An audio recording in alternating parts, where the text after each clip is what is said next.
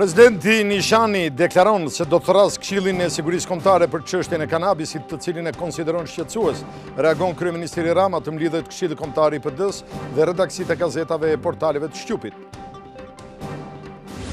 Përpjekjet e Shqipërisë në luftë kundër kultivimit të kanabisit kanë marrë vlerësimet e komisionerit evropian Avramopoulos. Ai përshëndet ministrin Tahiri për këto përpjekje në bashkëpunim me Guardia di Finanza.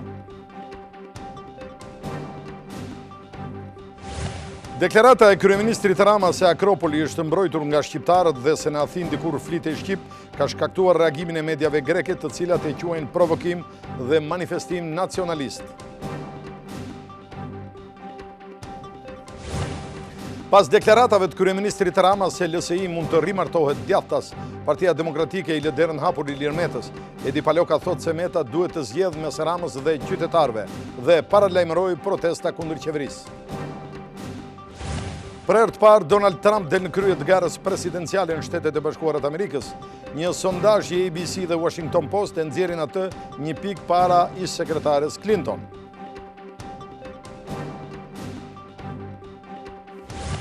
Grupi i famshëm muzikor Pink Floyd do të financojë një fushat me ish menaxherin e tyre në regjistrimin e sazeve shqiptare. Joe Boyd gjendet në Shqipëri dhe i vlerëson sazet si tinguj unik.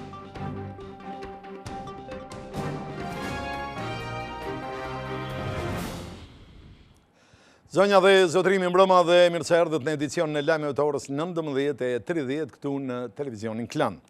Fillimisht do të ndalemi tek presidenti i Republikës, Bujar Nishani, i cili thot se situata e kultivimit të kanabisit ka marrë përmasa kombëtare dhe se për këtë ai ka vendosur që të mbledh Këshillin e Sigurisë. Gjatë një leksioni të hapur që ai zhvilloi në Universitetin Luigi Gurakuqi, kreu i shtetit foli me shqetësim edhe për rritjen e kriminalitetit në vend. Presidenti Bujar Nishani deklaroi se do të thrasë Këshillin e Sigurisë Kombëtare lidhur me situatën e kanabisit në vend. Është një fenomen serioz, është një fenomen që ka marrë përmasa padyshim kombëtare, pikërisht për shkak të marrjes së këtyre përmasave dhe të shqetësimit që tashmë është jo vetëm nga agjencitë zbatuese dhe inteligjencës së vendit, por dhe ato partnere. Unë kam vendosur që së shpejti të thrasë Këshillin e Sigurisë Kombëtare për diskutuar në lidhje me problematikën dhe mënyrën se si neve duhet ta përballojmë këtë sfidë serioze në vendin tonë. Kreu i shtetit foli me shqetësime dhe për rritjen e kriminalitetit, që sipas tij vjen si pasojë e kanabizimit në vend. Kanabisi ofron vetëm kriminalitet, sepse konkurenca e aktivitetit kriminal pjell krimin tjetër. Çështja e kultivimit të kanabisit e largon qytetarin shqiptar nga aktiviteti prodhues dhe zhvillimor që lidhet me bujqësinë, me ndërtimtarinë, me infrastrukturën, me shërbimet. Këto deklarata presidenti Nishani i bëri gjatë një leksioni të hapur në Universitetin Luigi Gurakuqi në Shkodër, ku ndalë edhe tek reforma në drejtësi, duke e cilësuar shumë të rëndësishëm zbatimin e ligjit. Kreu i shtetit u dekorua me çmimin Deri i qarkut Shkodër nga Këshilli i këtij qarku. Pas deklaratave të presidentit të Republikës ka ardhur dhe reagimi i kryeministrit Rama, i cili thot se për çështjen e kanabisit nuk duhet të mblidhet Këshilli i Sigurisë Kombëtare, por Këshilli Kombëtar i Partisë Demokratike, ndërsa ministri Tahiri thot se pavarësisht llumit dhe pengesave, policia është e vendosur të bëjë maksimumin. Kryeministri Edi Rama ka reaguar ndaj deklaratës së presidentit të Republikës Bujar Nishani se për kanabisin do të thrasë Këshillin e Sigurisë Kombëtare. Ai ka ironizuar duke lënë të kuptohet se nuk do të marrë pjesë në një mbledhje të tillë. Shqetësimet të presidentit, kryeministri përgjigjet me një sugjerim dhe me votimin në adresën e tij të Facebookut, një letër të komisionerit Avramopoulos, që vlerëson përpjekjet e Shqipërisë në luftën kundër kanabisit. Të mblidhet Këshilli i Sigurisë Kombëtare për kanabisin? Jo, duhet të mblidhet Këshilli Kombëtar i PD-s dhe redaksitë e gazetave e të portaleve të Shqipit, bashkë ngjitur letra e sotme e komisionerit evropian për punët e brendshme, si kontributi ynë dashamirës për mbarvajtjen e mbledhjes. Suksese. Në të njëjtën linjë ka reaguar dhe ministri i Brendshëm Sajmir Tahiri, edhe ai duke botuar të njëjtën letër. Përgjigje inkurajuese nga Bashkimi Evropian dhe komisioneri Avramopoulos për çfarë kemi bërë deri sot kundër drogës e për çfarë do bëjmë nesër e tutje, bashkë me partnerët. Jemi të vendosur të bëjmë maksimumin, pavarësisht llumit e pengesave nga ata që deri dje ishin në qeveri e na lan këto kusure, ndërsa sot çirren me gishta në veshë sy mbyllur. Me sa duket nga kjo përgjigje, As ministri i Brendshëm nuk do të jetë pjesë në mbledhjen e Këshillit të Sigurisë Kombëtare, që pritet të thirret nga presidenti i Republikës. Në fakt, në letrën e komisionerit Avramopoulos, drejtuar ministrit Brendshëm, lind pyetja se çfarë thot ai në këtë letër. Pikërisht zoti Avramopoulos e ka përshëndetur ministrin e Brendshëm Sajmir Tahiri për përpjekje të ndërmarra në bashkëpunim me Guardia di Finanza. Komisioneri Europian për çështjet e imigracionit dhe sigurisë Dimitris Avramopoulos vlerëson përpjekjet e Shqipërisë në luftën kundër kultivimit të kanabisit. Në përgjigje në një letër të marrë nga ministri i Brendshëm Sajmir Tahiri, në të cilën ministri i kërkonte ndihmë në këtë luftë, komisioneri Avramopoulos e përgëzon atë dhe autoritetet e zbatimit të ligjit bashkë me Guardia di Financën. Ne do të vazhdojmë të mbështesim autoritetet shqiptare në luftën kundër kultivimit të kanabisit. Unë personalisht ju përshëndes, ministër, stafin tuaj të zbatimit të ligjit dhe Guardia di Financën për përpjekjet që keni ndërmarrë në këtë fushë. Rezultatet e aksionit tuaj provojnë se keni të drejtë. Unë gjithashtu dua të inkurajoj autoritetet shqiptare të vazhdojnë luftë më të gjerë kundër krimit të organizuar me forcë, edhe nëpërmjet reformës në drejtësi. Komisioneri thotë se hapat pozitiv të shënuar në këtë luftë duhet të shoqërohen me aksione të fuqishme parandaluese dhe procese të suksesshme në gjykata. Këto hapa pozitiv duhet të shoqërohen me aksione të fuqishme parandaluese dhe një ndjekje gjyqësore të suksesshme. Komisioni gjithashtu inkurajon autoritetet shqiptare të shtrinë në mënyrë sistematike hetimet mbi asetet financiare të organizatave kriminale dhe të rrisin numrin e konfiskimit të këtyre aseteve dhe dënimeve. Duke i kërkuar ndjes për përgjigjen e vonuar të letrës së dërguar më 21 shtator 2016, komisioneri Avramopoulos thekson se Bashkimi Evropian dhe vendet anëtare kanë kontribuar në mënyrë thelbësore për të ndihmuar Shqipërinë në përpjekjet e saj për të luftuar trafikantët e drogës të lidhur me krimin e organizuar. Pas letrës komisionerit Avramopoulos ka reaguar dhe kryetari i Partisë Demokratike Lulzim Basha. Ai ka postuar këtë foto në rrjetet sociale ku shkruan se kryeministri sillet si krye brigadieri i drogës. Dje bënte sikur nuk e shite atë që mediat botërore e pagëzuan si kanabistanin e tij. Tani që BE ka vënë alarmin për kërcënimin e sigurisë nga droga e Ramës dhe pasi mbylli sezonin e korrjes bën sikur kërkon ndihmë, shkruan Basha. Sipas tij, droga është kërcënimi më i madh për Shqipërinë dhe çdo shqiptar, dhe vetëm krye brigadieri i bërë dru nga malli i vet bën sikur nuk e kupton. Në një operacion të policisë së qarkut Gjirokastër janë sekuestruar 85 kg marijuan, 2300 bimë narkotike në proces tharje dhe 2 armë zjarri gjatë 2 operacioneve antikanabis në Këlqyr dhe Memaliaj. 3 persona ndërkohë janë shpallur në kërkim.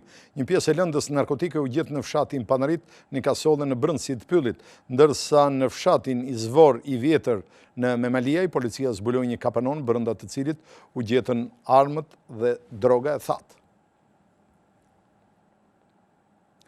Ka ngjallur jo pak reagime gravura e postuar nga kryeministri Rama dhe përshkrimi për Athinën e viteve 1670 si një qytet shqipfolës. Mediat greke e kanë quajtur provokim dhe manifestim nacionaliste të kryeministrit shqiptar.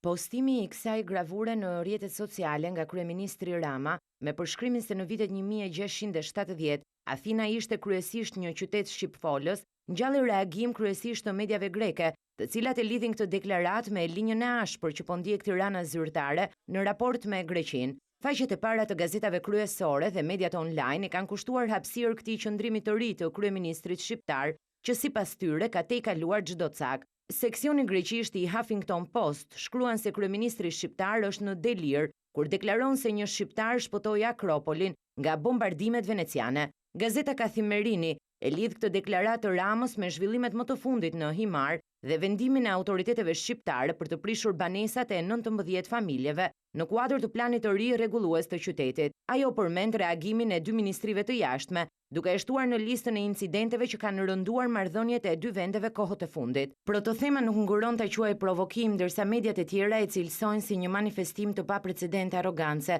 dhe nacionalizmi ekstrem. Sipas tyre, akte të tilla synojnë që t'i fryjnë edhe më shumë zjarrit që kanë ndezur në marrëdhëniet greko-shqiptare, pretendimet e papranueshme për çamët dhe përpjekjet për shkombëtarizimin e Himarës me rrëmbimin e pasurive dhe shëmbjen e shtëpive. Së fundmi ka reaguar edhe Ministria e Jashtme greke, që thotë se udhëheqja shqiptare ngatron konceptin e gabuar, që ka për historinë me angazhimet e që burojnë nga e drejta ndërkombëtare dhe standardet europiane për mbrojtjen e të drejtave të minoritetit. Kreu i Kuvendit Ilir Meta është takuar sot me përfaqësues të Aleancës kundër importit të mbetjeve. Ata kanë marrë garanci nga zoti Meta se ligji nuk do të miratohet pa u shtruar të gjitha mundësitë e dialogut me shoqërinë civile. Ndërsa dekreti i presidentit që ktheu për rishurtim ligjin për importin e mbetjeve pretende në sirtarët e kuvendit, shoqatat ambientaliste, pas protestës së ditës së diel, kanë bërë një tjetër përpjekje për të arritur të bindin ligjvënësit që ta rrëzojnë atë. Pas një takimi 60 minutësh me kryeparlamentarin Ilir Meta, përfaqësues të AKIP, Unionit e Ekspertëve Mjedisor si dhe gazetar, kanë marrë garancinë se ligji nuk do të kalojë pa konsensus. Zoti Meta ishte pro, siç ka qenë dhe herë të tjera, konsensusit politik për këtë çështje. Ndërsa në njoftimin e shpërndar nga zyra e shtypit e kryeparlamentarit, thuhet se zoti Meta i ka shprehur ambientalistëve bindjen se ligji nuk mund të miratohet pa shtruar më parë të gjitha mundësitë e dialogut, mirëkuptimit dhe konsensusit me shoqërinë civile. Kryeministri Edi Rama në një intervistë për televizionin Klan tha se është i hapur për të bërë disa amendime këtij ligji, por përjashtoi mundësinë e shfuqizimit të tij. Duket se deklarata e kryeministrit Rama kur tha se Meta dhe LSI-a mund të rimartohen në djathtas ka rritur pritshmëritë tek Partia Demokratike, është pikërisht Edi Paloka i cili e ka ftuar Ilir Metën duke i thënë se tashmë Meta duhet të zgjedhë midis Edi Ramës dhe qytetarëve. Debati i lindur mes Parti Socialiste dhe Lëvizje Socialiste për Integrim mbi të ardhmen e kësaj të fundit në koalicionin e majt, pas deklaratës së kryeministrit se LSI-a mund të rimartohet djathtas, ka shtuar shpresat e Partisë Demokratike se Ilir Meta mund të zgjedhë opozitën. Por edhe Partia Demokratike ashtu si kryeministri i kërkon Metës të zgjedhë. Ata duhet zgjedhin se me këtë do të bëhen. Me qytetarët, me Ramën, do të vazhdojnë në rrugën që janë deri në këto momente, me një qeverisje që haptasi, duket që është qeverisja më kundër interesave që ka pasur në herë Shqipëria, por ngjelet gjithmonë zgjedhje e Lëvizjes Socialiste për Integrim. Ne sigurisht do të bëjmë betejën tonë dhe aleancën e kemi siç e kemi shpallur me qytetarët. Për të tjerët duhet të ulemi në tryezë dhe të diskutojmë se si do të jetë qeveria tjetër që do të çojë vendin në zgjedhje. Duke i lënë LSI-s derën e hapur, Partia Demokratike thotë se do të nisë protestat dhe nuk përjashton mundësinë e bojkotit të parlamentit, nisur edhe nga rezultati zgjedhjeve në Dibër, që sipas saj u deformua nga blerja e votës.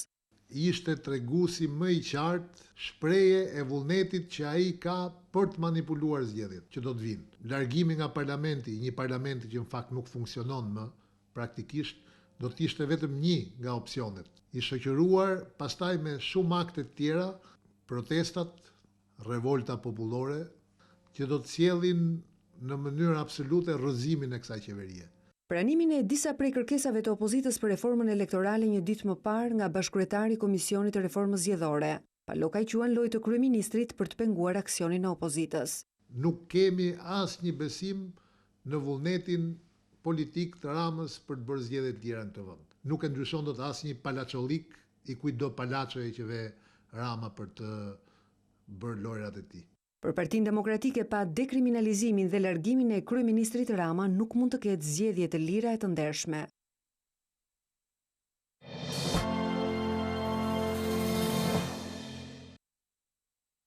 Një 53 vjeçari ka shpëtuar një atentati me eksploziv. Ngjarja ndodhi në Ksamil, kur 53 vjeçari mundi të zbulonte poshtë makinës së tij lëndën plase. Ai quhet Agron Xhezairi, është babai i një të kërkuari nga policia për vrasjen e Aleksander Bardhit.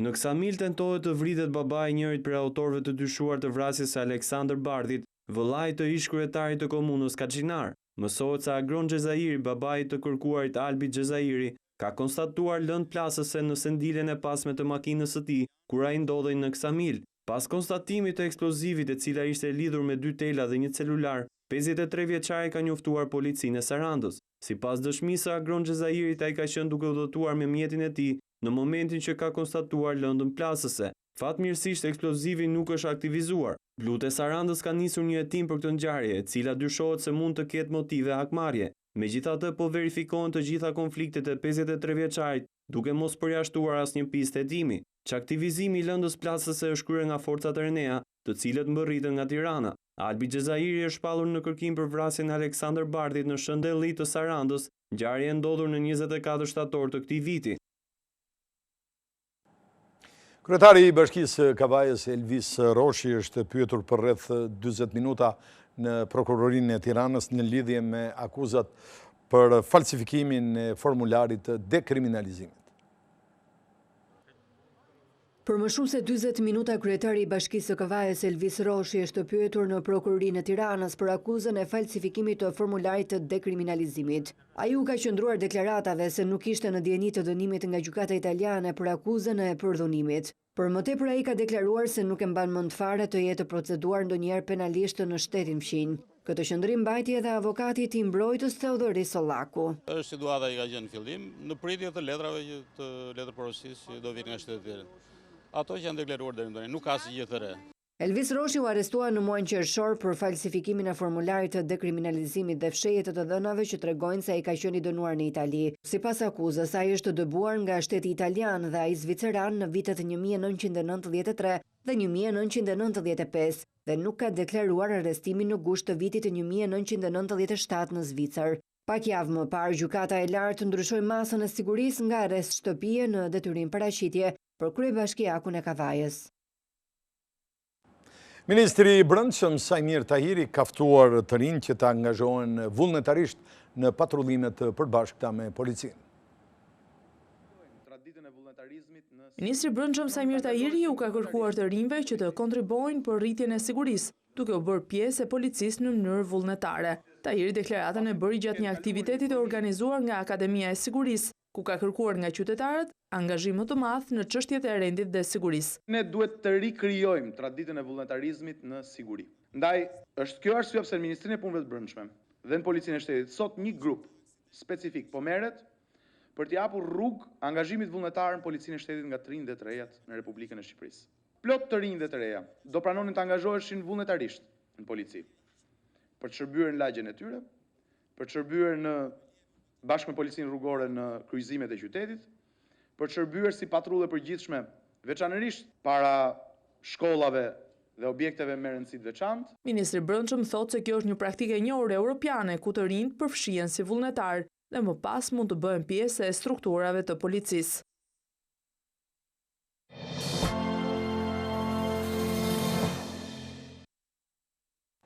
Kryeministri Edi Rama ka kërkuar konsulencën e Universitetit Bujqësor të Kamzës për politikat e zhvillimit rural. Para ditën e kësaj të martë, kryeministri ka dedikuar vetëm arsimit, si në ceremoninë e 65 vjetorit të krijimit të Universitetit Bujqësor të Kamzës, ashtu dhe në aktivitetin e organizuar nga Ministria e Mirëqenies Sociale për arsimin profesional, kryeministri u përqendrua tek reforma në arsimin e lartë, që sipas tij pavarësisht debateve, bëri të mundur që në auditoret e universiteteve të ulen maturantët më të mirë. Kuptoni se çfarë na ka ndodhur, ne diskutojmë tani stresin e atyre me 5.1 që nuk po hyn dot në universitet. Na janë mërzitur ngelsat dhe na janë shqetësuar prindrit se ata me 5.1 nuk marrin dot diplomë për të bërë inxhinier, e jurista, e profesor. Ndërsa arsimin profesional, kryeministri e vlerëson si zgjedhjen e sigurt të çdo të riu për të patur një treg të garantuar pune. Ministri Klosi flet me shifra për uljen e numrit të papunësisë, duke i orientuar punë-kërkuesi drejt profesioneve. Vetëm nga janari këtij viti, shifrat zyrtare flasin për 151.427 punë-kërkues pa punë të regjistruar zyrtarisht në zyrat e punës. Në 65 vjetorin e krijimit të tij, kryeministri premton transformim të Universitetit Bujqësor, duke prezantuar dhe masterplanin për rikonstruktimin total jo vetëm të godinës, por të gjitha hapësirave që administrohen nga ai, që aktualisht në pjesën më të madhe janë të zaptuara nga ndërtimet apo familjet. Për këto të fundit, ai deklaroi se do të largohen. Ndërkohë, kryetari i Partisë Demokratike Lulzim Basha akuzoi kryeministrin se po mundohet të imponojë pikërisht modelin e trafikantëve tek arsimtarët dhe se e vetmja kulturë bujqësore që u ofron ai fermerëve është kanabisi. Gjatë një takimi me struktura drejtuese të Degës 11 në kryeqytet, kryetari i Partisë Demokratike Lulzim Basha akuzoi kreun e qeverisë se modelin e të inkriminuarve kërkon t'ua imponojë edhe mësuesve e pedagogëve. Flet me mësuesit, ky që si model ju solli shqiptarëve krimin, kriminalët, Elvis Roshin, Artur Bushin, Armando Prengën me kompani, e shef veten e vet në rastin më të mirë si një drejtor burgu dhe shqiptarët si të burgosurit e tij që mund t'i keq trajtoj, njësoj si në kohë të diktaturës. Duke u ndalur tek nisma e qeverisë për kreditimin e bujqësisë, Basha tha se vetmi ofertë e qeverisë për fermerët është punësimi në arat me kanabis. Gënjen fermerët e shkret, cilëve ju premtoi rritje të subvencioneve, ju mori dhe subvencionet që kishin, për t'ju dhënë 11 miqve ti $220 milion. Flet me fermerët që s'kan prodhim bujqësor, ju thotë si jeni me kanabisin. Kur e di fare mirë që kanabisi mbillet në Shqipëri vetëm me lejen e Edi Ramës dhe vetëm me të licencuarit e Edi Ramës, se kushdo tjetër që del jashtë kooperativës kanabisit Edi Ramës e Samir Tahirit goditet. Kreu i Demokratëve ftoi qytetarët të bashkohen në një aleancë vlerash kundër krimit, drogës e korrupsionit. Ndalemi tani tek deputeti Bemblushi, i cili sot ka paraqitur zyrtarisht partinë e tij të re, e cila quhet Lista e Barabartë. Bemblushi zgjodhi fillimin e muajit nëntor për të bërë publik projektin e tij politik, siç ka zgjedhur të përkufizojë partinë e tij, Listat e Barabarta, akronimi i së cilës do të jetë Libra. Një sallë të mbushur me mbështetës të moshave e profesioneve të ndryshme, Bemblushi zgjodhi të fliste mes shumë të tjerëve, për të treguar se partia e tij nuk do të jetë partia e një njeriu, por partia e një ideje. Ne kemi ardhur të bashkohemi rreth një ideje, edhe jo pas një njeriu, sepse vendimet e drejta që lindin mbas një ideje janë gjithmonë shumë më të qëndrueshme, edhe shumë më të drejta, se të gjitha vendimet që mund të çojnë ndjekjen e një njeriu kushdo qoftë ai. Në një fjalim jo të gjatë, ish-deputeti socialist tha se Libra do të jetë partia që do të përfaqësojë të varfrit, të rinjt dhe shtresat e mesme. Ngjyra që do të mbajnë simbolet e Librës është e verdha dhe përzgjedhja nuk është as pak e rastësishme. Libra ka vendosur të ketë ngjyrën e diellit. Libra ka vendosur pra të jetë optimiste në një shoqëri pesimiste. Se e kuqja na robroi për 50 vjet, bluja na varfroi për 20 vjet dhe mavia na turpoi për 3 vjet. Zgjerimi i grupmoshës që mund të bëjë kontrollin shëndetësor falas ka shkaktuar debate të shumta në Komisionin Parlamentar të Shëndetësisë. Edhe pse qeveria ka financuar 660 milion lekë të reja për kryerjen e 357.000 check-upeve falas në grupmoshën 40-65 vjeç, vetëm 250.000 e kanë kryer këtë kontroll për gjatë 2015-s. Financimi i 110.000 kontrolleve të paralizuara ishte edhe një nga pikat më të nxehta të debatit në Komisionin e Shëndetësisë, ku ministri Ilir Beqaj ishte thirrur në seancë dëgjimore. Personali ka faturuar për 9 muaj 660 milion lekë të reja. Dhe kjo përkthehet në 357.000 persona. Një dhënë për 110.000 check-up më shumë koncesionare. Sipas detyrimeve kontraktuale. Pa bërë asgjë. Jo, nuk ishte vërtet pa bërë asgjë. Paktën 350.000 vetave, ndërkohë që me këto para të shpërndajmë vetave. Sipas të dhënave të raportuara nga ministri i Shëndetësisë në komision, vetëm 37% e kanë kryer kontrollin bazë, e nëse do të ecet me këto ritme, sipas Beqajt, zgjerimi i skemës, duke përfshirë edhe 310.000 persona, nuk do të sjellë ndikime në buxhet, i cili ka të parashikuar financimin për 550.000 kontrolle. Në këtë seancë, pro-ministrit folën edhe disa deputetë të Partisë Socialiste, ndërsa deputetë të Lëvizjes Socialiste për Integrim, si ish-ministrat e Shëndetësisë Vasili e Tavo, nuk ishin të pranishëm.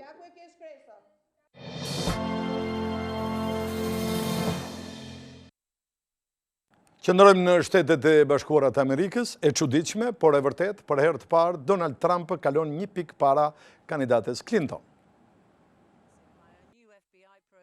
Vetëm pak ditë para zgjedhjeve presidenciale në Amerikë, situata për kandidaten demokrate Hillary Clinton duket se ka precipituar pas deklaratës së kreut të FBI-s për rihapjen e hetimeve të emaileve të ish-sekretares së shtetit. Sondazhi i fundit i ABC News dhe Washington Post thotë se Trump është një pikë në avantazh nga rivalja e tij demokrate. Kjo është hera e parë që nga muaji maj që kandidati republikan kalon në sondazhe demokraten. Sipas Washington Post, 46% e votuesve të mundshëm mbështesin Trumpin, ndërsa 45% i japin votën ish-sekretares së shtetit. Vetëm gjatë fundjavës, pas publikimit të lajmit për rihapjen e hetimeve, Clinton ka humbur rreth 7 pikë. Më herët stafi i kandidates demokrate për shtëpinë e bardhë ka akuzuar kreun e FBI-s për përdorim të standardeve të dy fishta në lidhje me hetimin. Reagimi erdhi pasi kreu i FBI-s ju drejtua publikisht mediave amerikane që të mos akuzojnë Rusin për ndërhyrje në zgjedhjet presidenciale. Nga ana e saj, Clinton ka thënë se nuk i trembet hetimi të rihapur, ndërsa shtëpia e bardhë reagoi duke thënë se rihapja e hetimeve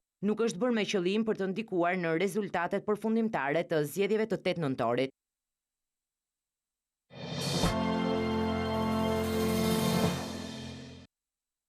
Pas rezultateve shgënjyese, Ilir Daja shkarkohet si trajneri i Tiranës. Ilir Daja nuk është më trajneri i Tiranës. Humbja me luftëtarin dhe barazimi me Vllaznin në kampionat i kushtuan shumë. Drejtuesit e klubit vendosën të ndërprisnin kontratën me Dajën që mori drejtimin e ekipit rreth një vit më parë. Erdha për të përshëndetur me lojtarët mas konfirmimit presidentit që nuk do jem trajneri i Tiranës. I falenderova për një bashkëpunim një vjeçar. Jam ndier shumë i vlerësuar që kam qenë trajneri i Tiranës, ekipit më titulluar në Shqipëri. Më vjen keq sepse di që ky ekip do shkojë larg. Në krye të ekipit të Tiranës tashmë do të jetë Mire Eliosa, i cili ka drejtuar në të kaluarën atë duke marrë edhe trofe. I kontaktuar nga televizioni Klan, tekniku ka konfirmuar arritjen e akordit. Gjatë së mërkurës pritet firmosja e kontratës. Në kërkim të një trajneri është edhe Korabi pas dorëheqjes së Artan Mërgjyshit. Kandidat për ta zëvendësuar është Shpëtim Duro, me të cilin ka patur kontakte, por ende nuk është arritur një akord. Faza e parë këtij sezoni është shoqëruar me shkarkime apo dorëheqje nga trajnerët. Gjysma e ekipeve ndërruan të paktën një herë drejtuesin e Stolit, me Teutën që ka patur 4 trajnerë deri tani. Zhvendosemi në Serie A, ku skuadra Interit sot ka shpallur zyrtarisht divorcin me Frank de Boer. Aventura e Frank de Boer tek Interi përfundoi. Klubi Zikaltër komunikoi me ditën e së martës zgjidhjen e kontratës me holandezin. Skuadra i besohet përkohësisht trajnerit e ekipit të rinjve Stefano Vecchi, i cili do tulet në Stol për takimin me Southamptonin, dhe është konfirmuar edhe për sfidën e së dielës në kampionat me Crotonen. Rezultatet e dobta ndikuan në këtë përvojë të shkurtër të Frank de Boer. Holandezi erdhi në krye të Interit në muajin gusht, duke firmosur një kontratë 3 vjeçare, por qëndrimi i tij zgjati më pak se 3 muaj. De Boer e le ekipin në vendin e 12 në kampionat me 14 pikë të grumbulluara në 11 ndeshje. Mediat italiane përmendin edhe zëvendësuesin e mundshëm të tij. Ai është Stefano Pioli, i cili sezonin e kaluar drejtonte Lacion. Pioli thuhet se mund të firmos deri në 2018.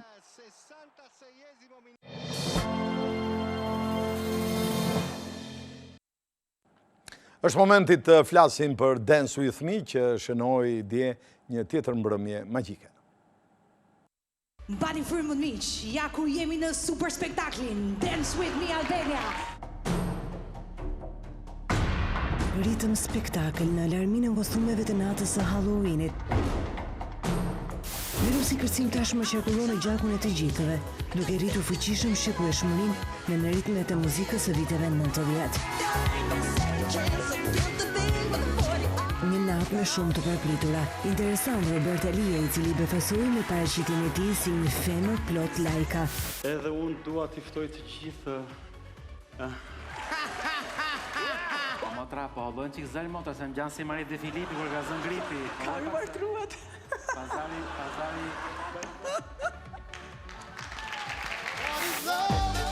I kënaqshëm Albinako dhe mjaft profesionist në gjykim dhe sigurisht Valbona Selimllari, si gjithnjë sakt në gjykimet e saj dhe fjalë ëmbël.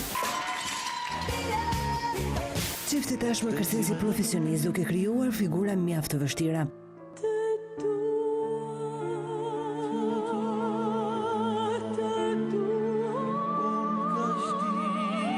Vera Grepuska dhe Alkita Visiu ka sjell tashmë në shtëpitë e shqiptarëve festën e të hënës, ku gjithnjë dikush rrëmben një kup.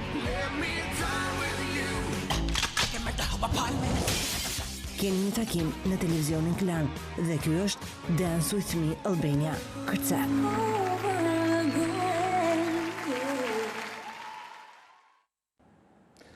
Çfarë bën në Shqipëri menaxheri i grupit të famshëm Pink Floyd? E ndjek.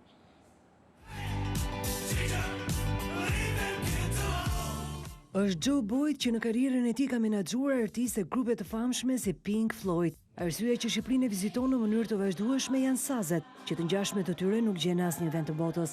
Hera e parë që dëgjoi emrin Shqipëri ishte në vitin 1998. Një video e cila prezantonte festivalin e folkut në Gjirokastër, e solli Joe Boyd në vendin ton. Sot pas 18 vitesh, producenti amerikan do të bëjë që sazet shqiptare të dëgjohen në Londër vitin e ardhshëm.